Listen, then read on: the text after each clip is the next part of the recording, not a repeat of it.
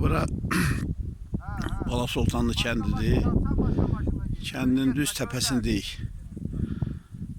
O da o tərəfdə Molla Buran çayın o tərəf. Bala Sultanlı götürmüş inşallah. Kəndin içində bizim uşaqlardır. Biz de birazdan düşeceğiz aşağı. Kavuşka da orada.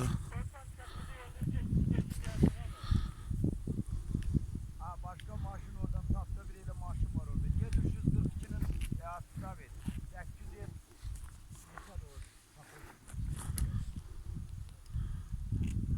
800 Şükür danışır Asya ilə. Torun müəllimlə yanındadır. Əl-ələ. Bura haradır? Badlı. Hansı kənd? Sultanlı. Bala Sultanlı. Bəli. Maşallah.